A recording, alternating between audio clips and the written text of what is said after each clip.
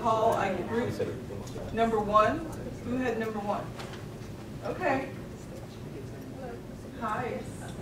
Well, this is Miss Elena. She's from Zone 7 in Livermore. And wait, what's Zone 7? What does that mean? What does Zone 7 mean? We're a water district in Livermore. Oh. Part of Alameda County. Okay. Yeah, South. Drinking water, wastewater? Drinking water. Okay. Go ahead. Elena works in HR, and she holds a treatment and distribution at level 2. And her favorite superhero is Superman. Okay, you like what you like. Okay. What's that? We're here as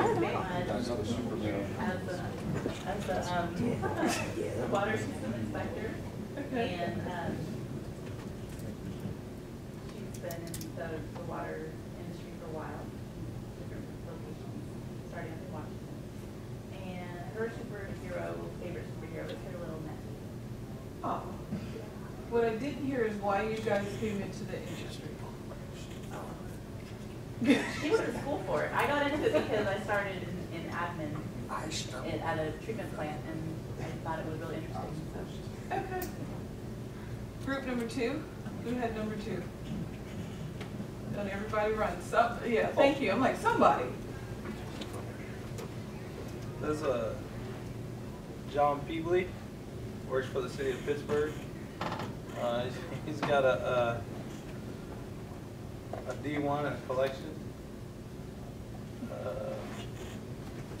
He got into water because he used to work wastewater at a steel mill plant. We closed down in Knoll or Richmond or something. And he came to the city of Pittsburgh, worked in collection, and transferred over to distribution. His favorite superhero is Aquaman.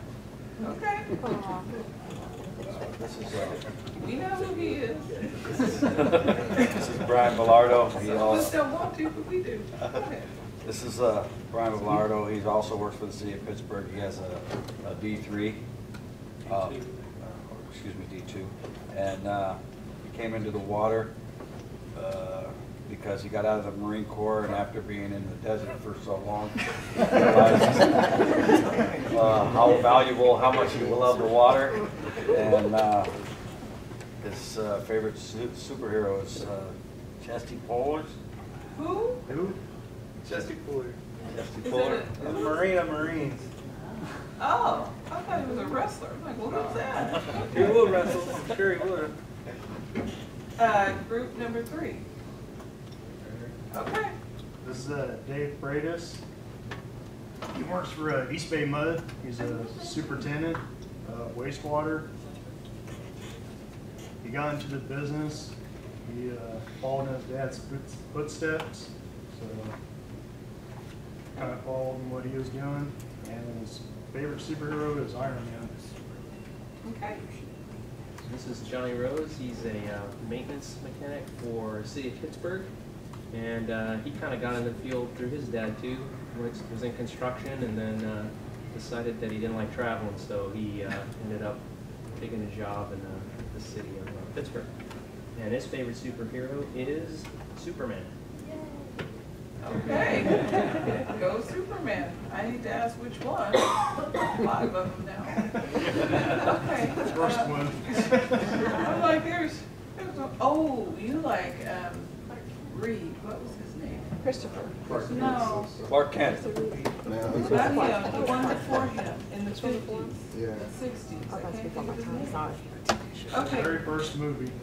Oh, the movies. Okay. What are we up to? 5, 4? 4. Okay. Marcus Monty. He works for SPCW. Santa Clara Valley. No.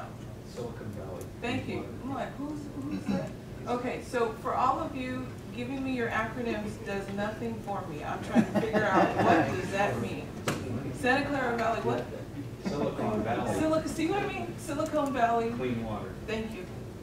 He's a superintendent in charge of operation in the laboratory.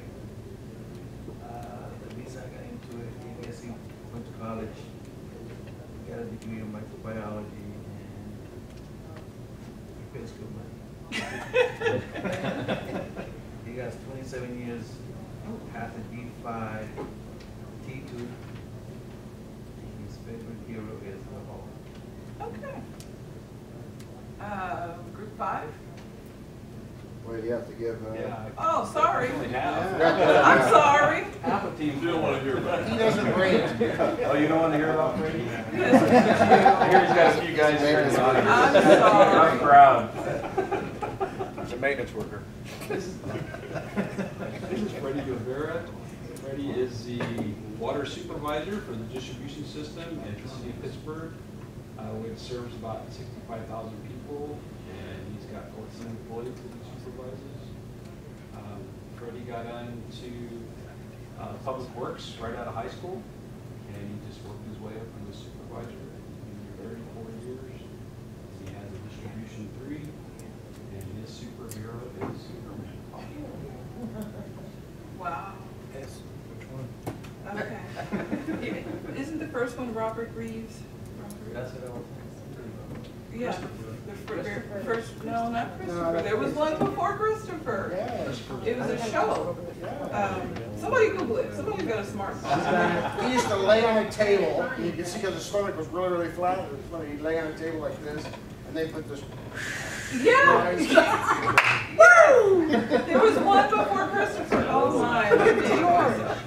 Okay, now group 5. I'm so sorry. Wow. Here's group 5. Don't everybody raise your hand. Oh. Tom. He works with the Solano Irrigation District. He has 3 certifications, T5, D5, and a water quality analyst.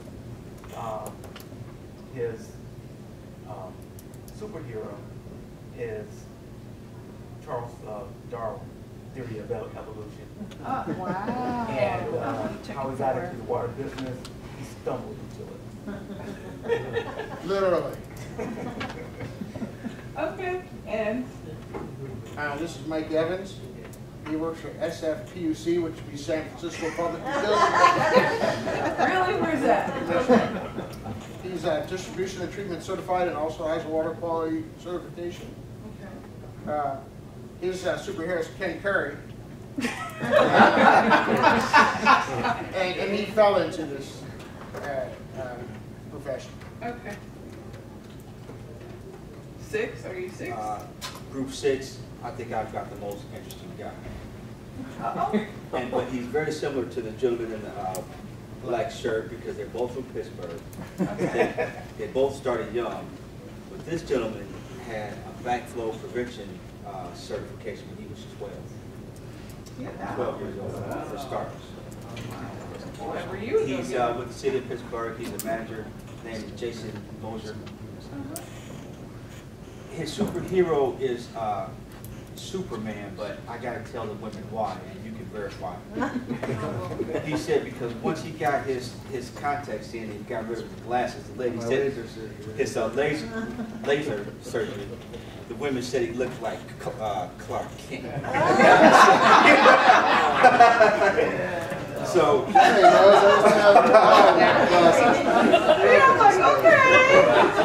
so if he transforms on us in here, don't be surprised. You know, he takes his shirt off, gets the jump, running around the room. I've seen it all. So it's George Reeves. Right. Yes, I knew it was Reeves somebody. Okay, the other portion of number 6. Okay, this is Odell Gibbs. He works for San Francisco PUC. Got in, he's a Chief 4. He got in this industry in 2007. He was interested in the subject matter is what brought him into this industry. And his action hero is Spider-Man. But he didn't give me a... He didn't say which one? No, he didn't tell me as much information as I gave him. You know what? That's only because his song is the only one I know. Actually, he told me his superhero right now is Steph Curry. His real hero is Steph Curry. But.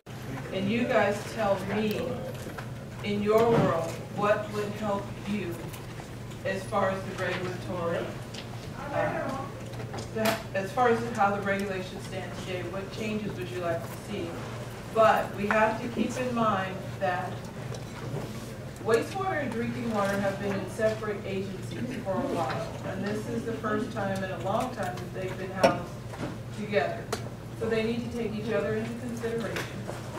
And then I have to take into consideration the possibility, or we all do really, of direct potable reuse. Because if the drought continues, that is really major for a lot of systems. So, all that being said, this is where I'll need you to take notes. Ingrid is so gracious as to take notes. This is where I need you guys to talk to me. Give me your ideas. If you like things the way they are, that's fine too. I will say this: what typically happens is the managers and the supervisors take over. They usually jump in and say, change the whole thing. So if you're not a manager or a supervisor, but you want your piece in there, raise your hand, and I say get in there as quick as you can. So this is all the purpose. Really? Go ahead. And you look so familiar, but go ahead. So I would like to see the OIT program adjusted to where you don't have to have the credits up front, kind of like in the old day. Instead of having an OIT grade 1, go back to just a straight OIT, where we can hire the high school student or someone, You want an OIT with no experience? so we can bring them in and we can train them. Because right now, basically, if we hire a new OIT, and I know not everybody out there hires OITs, but if we hire an OIT right now, basically they're spending their first however long it takes them to cram through a pin carry if they don't have any educational points. So we've really kind of done a disservice taking away from people that don't have anything beyond a high school education.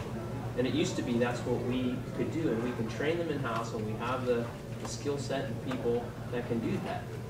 So you're saying no educational requirements, something like drinking water? Straight in OIT, just like it used to be in wastewater. And High school diploma? High school diploma, we can bring them in and we can start training them, give them an OIT, and let them work. And when they gain their hours to get their grade 1, OIT grade 1 or grade 1, we can do that. I can piggyback on that a little bit. Sure, let's just go. Go for it. I had a program and I found out that the OIT program back in mid-2000s, early 2000s, did not require a high school diploma to be an OIT.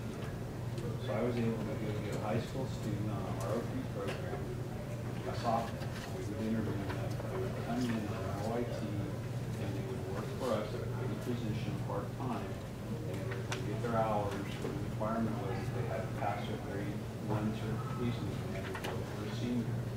And then as soon as they were senior graduated, they were grade 1 operators, and we brought them on to operate. Okay, so let me say this. The wastewater advisory committee meeting is December 2nd. I'll make sure you're invited. We accept public comments. It would behoove you, hopefully, to make those comments. But the ROP program is closed. No, this was our own ROP. This is through the high school. This wasn't through. Yeah, but the ROP program. It probably depends on the school district. It sounds like. Because some school districts have more money, and I know that's what ROP is based on. What school districts can't afford it, and usually the first programs to get cut are things like that. So I'm sorry, I forgot which utility you're with. I'm in Silicon Valley. Yeah, the one with money. Actually, I did this in Central Valley. Really? How long ago was that? Early mid-2000s. I pull out of Merced High School. Oh, really? Oh. Okay. Yes, sir. Oh, wait, I'm sorry. He had his hand up first. I agree with training someone, like he's saying, from high school and things like that. But along with the certification, a lot of times, I don't know, I started in the field, so, and I still work for the maintenance division.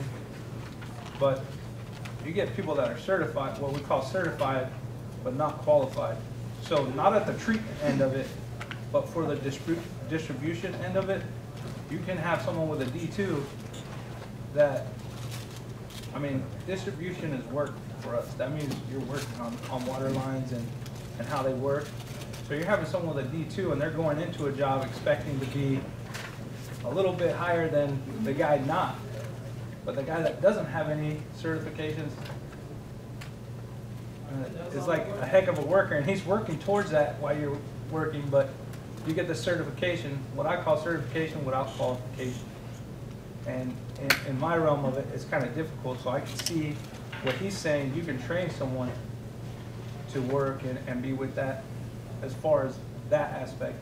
As you know, in treatment, it's different. I mean, so what is your, are you just in line with what these two gentlemen I'm in line are with what he says, picking someone up.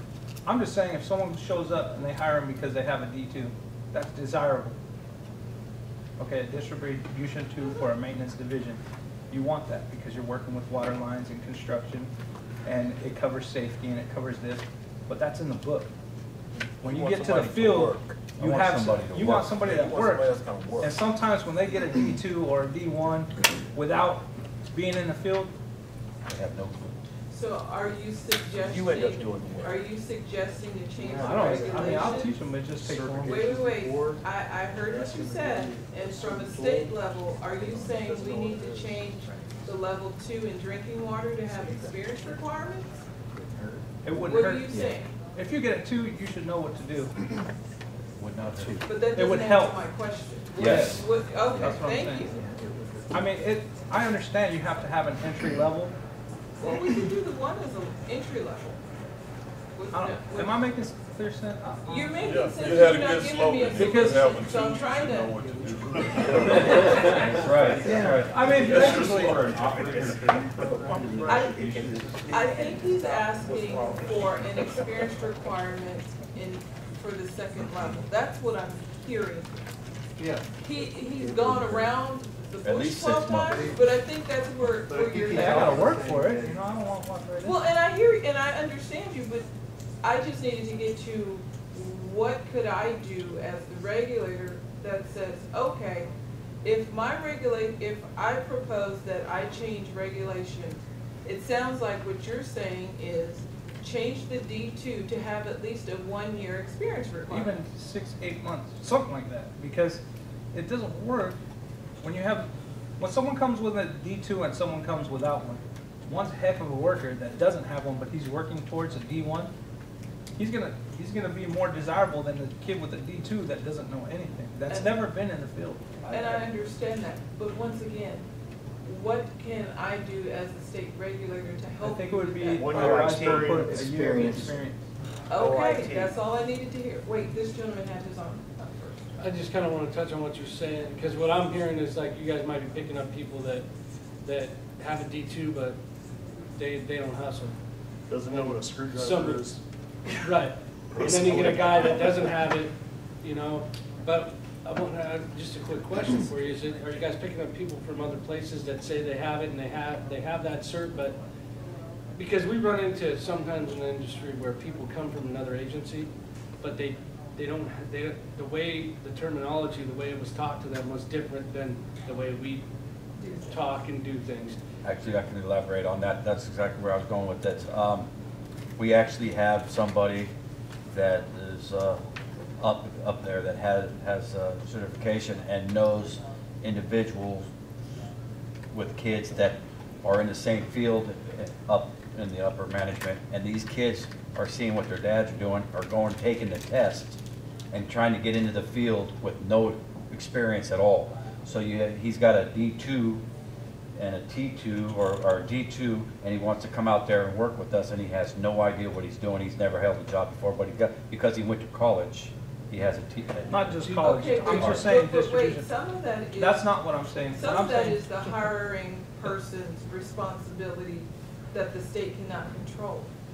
The only portion of that that the state can control is what is the requirements for each level.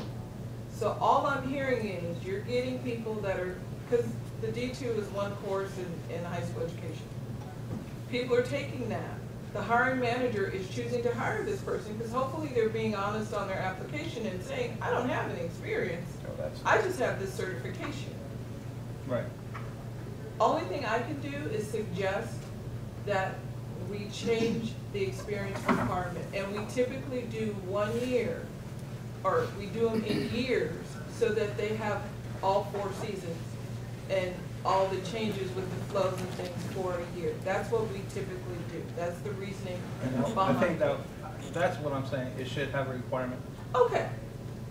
I can I take don't mean to that go forward. around all the bush. Yes, you did. And You're all that wrong. point, I wanted to agree with him. Like, if you get someone from high school Well- that never worked before, you know they're not gonna know anything. You expect that. But his point was wastewater, and in wastewater, what he was saying is take away the educational, 6 points educational requirement and keep the OIT. Where yours was saying, you want experience at the second level.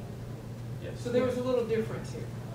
I Just a think, little. I think in that we all want experience. If they're in the second level, Oh, I'm sure you you do. expect, I have no if doubt. they're putting pipe together, they're cleaning it and they're. Now, let me ask this question.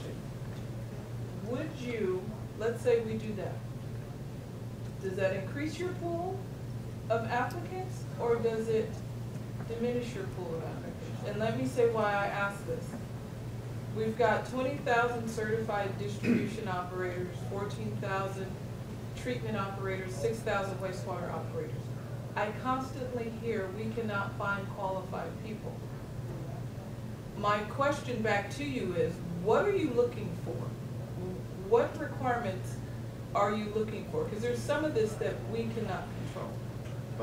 Go ahead. Do you know what the statistic is on wastewater, the 6,000 wastewater operators?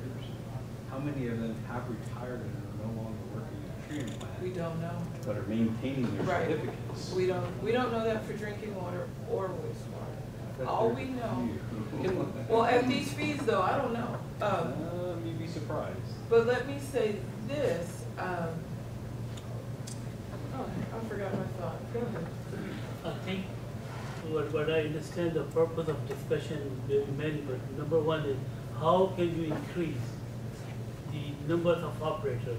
Since wastewater is hurting the most, other are also.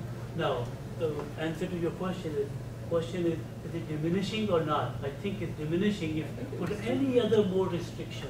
The way we look at it, if we want to increase the number of applicants, the number of operators, that should be the goal of certification program. Because I think in our plant or in the Bay Area, there's a lot of operators at the wastewater I'm talking about, between 55 and Yes. 60.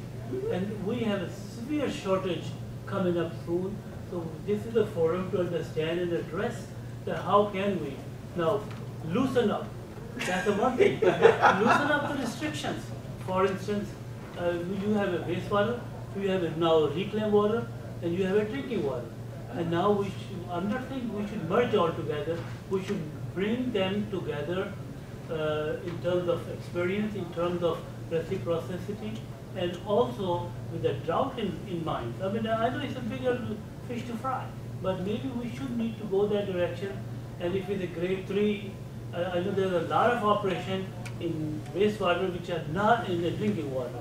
So you have some kind of a downgrade, a step down, and let people Cross-train. and increase the number of operations, make it easier for a layman to come into the field. We need to attract them and not restrict them. This is my point. And I'm going to invite you to the wastewater advisory committee meeting. Can we go through our representative? He just came in the door. I know. He's always there. I need more voices. We need more voices. Now, I don't want to get stuck on this. So, did you have your hand up again? I had a couple questions, yeah. Okay, come on. First off, to go off the subject. Okay, wait, we can't go off the Okay, subject. then I'm gonna I got a ask, quick. then I'm gonna ask you a question. Go ahead. You sure? Oh, yeah, I would. Okay, did you have your Yeah, hand? well, I was gonna say Okay. is that part of the thing about bringing in flood is that it is, a lot of what happens in a plant is theoretical, whether it's wastewater, drinking water, even distribution. Like, even in the 3 plants that I work at in San Francisco, you know, one has pure oxygen, one has trickling filters, and then one is a wet weather facility with primary. You can be good at any one of them, but the approach is entirely different for even how you apply chlorine. You've got to understand what's happening upstream and predict. You have the instrumentation. So knowledge is critical, and you need a little soak time in your mind. And when I've had start and stop with this field, but in the training program I had down at Valencia, they had people of various ages, and they would hire twice as many trainees as they have permanent jobs for. And generally, the younger people fell along the wayside for extraneous reasons at 3 times the rate of people that were like over 30. I had a quick thing. Wait, this gentleman had a, and then we'll go to you, and then we're gonna move off this subject so we can cover some other stuff. We can always come back, Okay, so let's not stay here forever. yeah, so I want to say, why can't we have on the drinking water side an OIT with no experience requirement, and then make the grade 1 and grade 2 require experience, similar like in wastewater. And then I agree with the gentleman in front of me that wastewater should have the OIT without the requirement to have educational units, so they can start right away while they're taking their classes. Okay. So making the drinking water side So- similar to the wastewater side in terms of experience requirements. So basically what I'm hearing is level 1 should be a high school diploma, no educational requirements, and you can hire right out of high school. That's whether it's wastewater or drinking water. That's what I'm hearing. Level 2 should have a course or 2 required with 1 year experience, wastewater or drinking water. Is that what I'm hearing? Well, the difference in what I was saying is that you have an OIT, you still have to get your time in to take the grade 1, and you need certain educational requirements to do that, right? What you're requiring now is those educational requirements up front. So if I've hired somebody, and this has happened to me a couple times since they've changed the reg, I bring someone in that doesn't have the educational requirements, and then he's basically doing a cram can carry to get his points, and he's come to work for us, so however long it takes him to do that, he's not getting any time. So I've had guys lose, weeks to a month, just depending. Well, at first it was more because we didn't know the requirements, so didn't understand it. Thanks. I was just going to say that we've had, I think, what looks like some of the best results from, and that's actually envious from my perspective, because I didn't get the training program. They had an apprenticeship training program for stationary engineers, which is what we use for water treatment plant operations. These guys had pretty thorough training. They were very knowledgeable, and they went through an official apprenticeship training program, and it lasts a number of years. When they're done, they know as much as some of the T4s.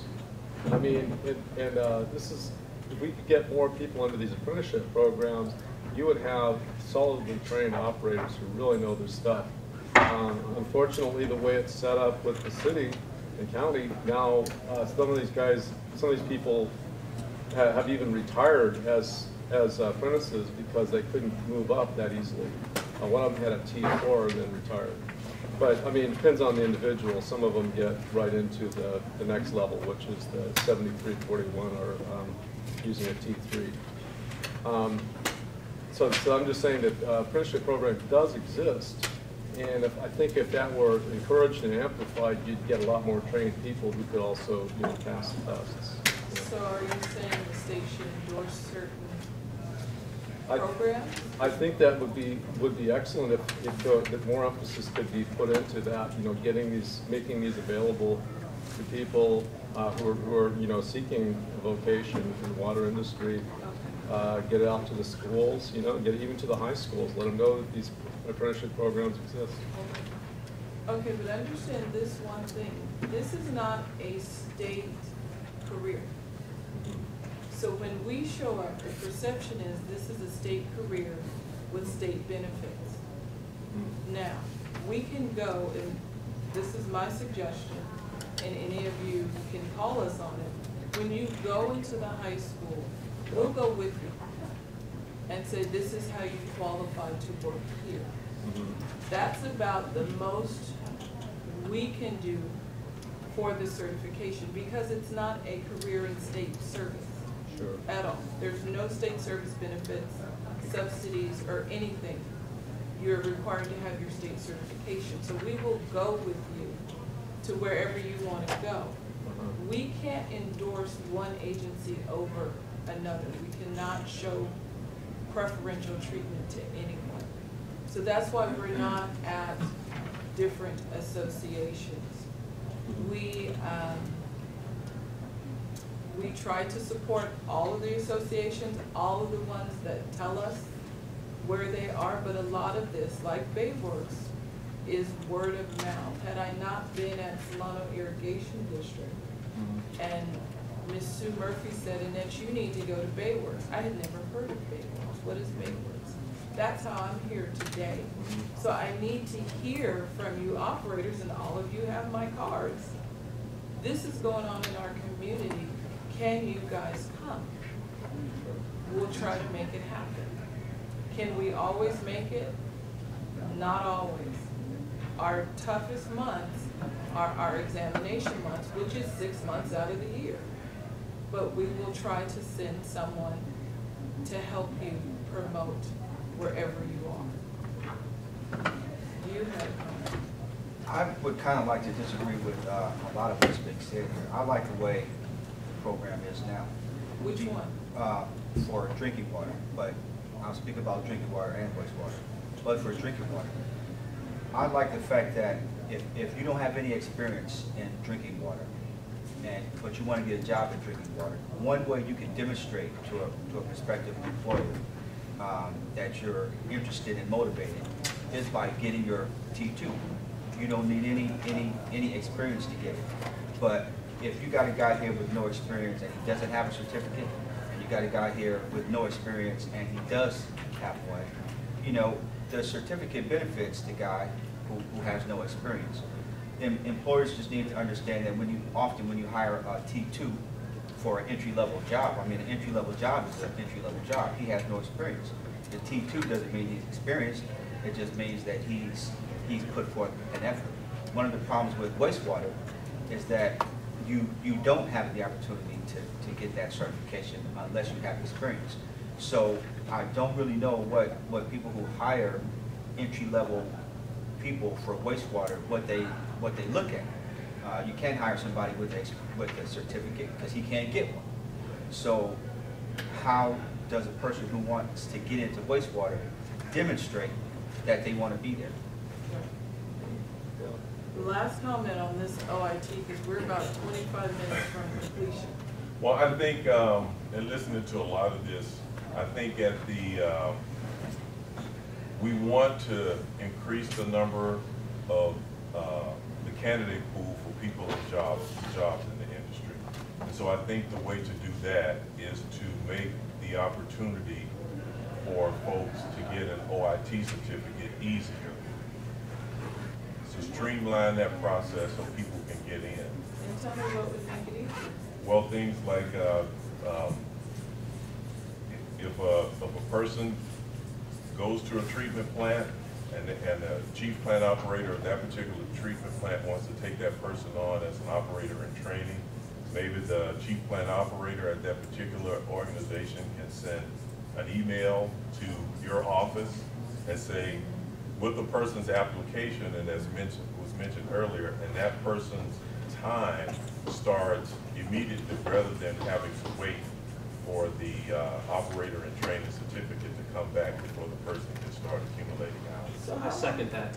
Okay, but how long are these certificates taking to get to you guys? I had a gentleman that they changed the rule on him, and he actually lost, I forget how many hours, because he didn't have the certificate on the wall at the time. So as now it's happening, I don't know, how many of you had? I've had a few. It depends. We have to get them in. They have to have the education units. That's the first thing. So if they don't have the units, then they're cramming can't carry, as I said. If they have the units, then we're doing the application as long as it takes for everybody to get all their stuff together and get it sent in, and then. Okay, I understand your point, but his point for me is bringing up a staffing issue in my section. Because he said it's taking a while to get the OIT certificate issued, thus the operators aren't getting their time. So my question is it taking 6 months? Is it taking, what is too 6 long? weeks to 2 months. Because it's supposed to be 30 days. And in 30 days, you could put in I understand. a lot of time. I understand that, but you also got to give us the opportunity to process all the paperwork that is coming in.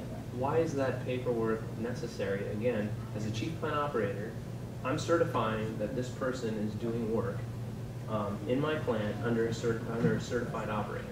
So it makes a difference if there's a piece of paper on the wall versus not. If I send you an email and say, this person started on this date and is doing this work, and he's out in the field with my guys doing work, and there's no cert on the wall, but he's doing it, we've applied for the cert as required, I don't understand why the time doesn't count, and then all of a sudden it does count. It really doesn't make any sense. See, the issue of having the certificate show up 6 weeks or 2 months later is not the problem. The problem is that if I, as the chief plant operator, say that this person started, we sent the application in on January 1st, and we didn't get his OIT certificate until February the 28th. All we're saying is that when that operator applies for his grade 1, those 2 months should count. We shouldn't have to wait until the certificate is on the wall to start counting the time. Can you make the time, the date that's on the OIT certificate retroactive back to the application? I don't know the answer to that question. I got the answer was no. What this time when I asked. Where'd you get it from? Deborah. Okay. The date on the application retroactive The date on the certificate, on the OIT certificate, retroactive back. So if the operator makes a mistake and then it gets sent back to us and we have to make an adjustment and then it goes back, they lose all that time. Okay, let's move on. We do 6 exams a year, 2 treatment, 2 distribution, 2 wastewater. Is that sufficient? It's every 6 months. They should give them all at the same time. All 3? Yeah. It's a waste of your resources to have separate exams that all done together, especially not during the same. Twice a year. And then plus there's multiple choice. So you're now, saying right? all 3, Four times a year. No, let me tell you why that doesn't work. We have a hard time getting large enough facilities for our distribution exam. If we added treatment or wastewater, But if you're giving it 4 times a year, like that. No, I hear you, but you're assuming that people would take it less. People who fail would take it more. And we're having trouble now getting sites. So we have one site that has to hold 530 people in one city. Well, I could find the Ontario Convention Center. We can't always get the convention center. Because they want, we're the state, it takes us a while to pay people. Private industry I'm works. just saying, we cash your check real quick, but it takes us a long time to issue a check. And so what happens to us is yeah, we pencil it in, and then somebody comes in and books it and pays them, and they're like, hey. And we can't get mad, we can't get upset, we have to process paperwork. So we've considered adding it's easier to add, because treatment is, wastewater is our smallest exam. Yeah. We could add some drinking water to it. But then it gives us that same problem again of how do we get sites larger? But if you're doing it more, at greater frequency, you have a lot lower population. Eventually it would be a slower population, but you gotta remember, everybody takes, as soon as they find out they failed, they apply again to take it. Yes, sir. So I have a T2 and D2. I just passed D3 and I held a D1 at one point, so I've taken a lot of tests. Yes, you have. And and this is, you've probably read this a lot, but a lot of the sites are horrible. You know, Not only are they horrible, and let me just give you a couple of examples. No, you don't have to give me an example. Because let me tell you something, when I go, I'm like, this is horrible, who's paying for this? Yeah, and I think some people would probably, for those people who are on the bubble of passing, they might have, like in one case, maybe I would have scored a little better, I did pass, but if the table hadn't been totally splintered, and it was like uncomfortable to rest your arms on even, or let alone fill in a bubble. I mean, we were in an auto showroom one time, and there were these like clean lights, in San Jose, and it reflected off the test. You couldn't tell what you're looking at. It was like, I've seen, just the other thing I'll add in is, I've taken I live in Berkeley, work in Oakland. For some reason, all these tests are like in Vallejo, or like they're always. You didn't get Concord? Well, even Concord, can we have a test in Oakland? This is where everybody lives in these days, in Oakland, Berkeley, Hayward. It's hard for No. I get what you're saying. It would be nice to have a Bay Area exam. I got that. It's hard for us to get conference rooms large enough in the Bay Area. That's why we end up in Concord and Vallejo. I was thinking San Rafael. Can we get somewhere down here? But it's just that hard for us. Somebody else had their hand up. I just did that. Have they tried contacting the cities of water municipalities that have buildings and stuff? Because I know, like, they typically don't have rooms large enough for the number of applicants. We have gone, my first go-to is school districts. Because I'm like, school districts have cafeterias, high schools are huge now. Let's get into the school districts. But the other problem is, everybody wants to strike our indemnity clause. We carry $1 million policy every time we rent one of these sites, so if something happens, we accept responsibility. But they don't want any responsibility for anything. And so we have a hard time agreeing with it. When you're a property owner, you can't do that. I know, but when you're a school district, that's what they do. Yes, sir. The list of study material for tests. For me, you guys put out a list, and those tests are so broad. Is there a way You're to? saying we need to update it? I want to say to update it, and I don't. I mean, for me, it's hard for me to take tests. I'm a hands-on guy. Oh, okay. You know, taking tests. It's not your thing. It's not. I second that one. I got that. Okay, the list, and because I mean, I think it's almost a full page of study material, and it's like you have to go through all of this to pass a 100-question test. I mean, is there a way to tighten it up and give us a better study guide, something to study off of, to go, okay, because I've come real close since I've studied butt off, but I didn't pass. Okay, so I'll talk to John Strutzel as my technical advisor. Like I said, he's happy I'm here. And we'll see. I'll see what we can do. Yes, sir. Just a quick comment. I think it's incumbent upon you guys that if you, after you guys merge drinking water, wastewater, and the water board, that you have 2 tests for distribution, 2 for treatment, 2 for wastewater. You need to work it out, streamline. How can you merge some of the D4, D3, D4, D5? You can merge with the wastewater or something. Since you are working in the same hospital, so I understand, but we have different constraints. We have different constraints. Understand, drinking water is 4 or 5 times the size of wastewater.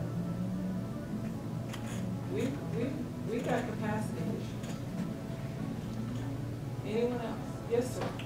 Just a suggestion or a thought of something maybe to look into. Have you considered, at least for like the grade 1 and grade 2 exams where there's a lot of math, a lot of calculations, where you could perhaps do some kind of online certification or exams, or going to a testing center where you could go to a test center and you could take a test at greater frequency, and there are testing centers where you can go, and if it's you know, multiple choice, true false type thing, you could do that as opposed to having to rent a space in order to give the exam. So let me tell you, we looked into that. There's a couple of constraints. The first constraint is the state, the current administration, Jerry Brown, will not allow state services contracted out where state employees can perform the services. That's one. So I'd have to jump through a whole bunch of hurdles. Bless you. The second hurdle is, and I looked into it, I contacted my great counterpart in the state of Texas, because they have a program about the size of California, if not a little larger. They contract out through the community colleges and have an online exam. But the price of the online exam doubled. They said only about 10% of the operators take the online exam because of the cost. So, doubling a drinking water exam, not a big deal. But it would go from $65 to probably about $200 for grade 1. Telling a wastewater grade 1 that you are now paying $140 or $170, I forgot which one it is, that you're going to have to pay $300 is what is that going to do? Because we have to pass the program has to be self-supporting. We don't get any subsidies. So we'd have to pass that cost on. Have I thought about it? Oh, yes, I do.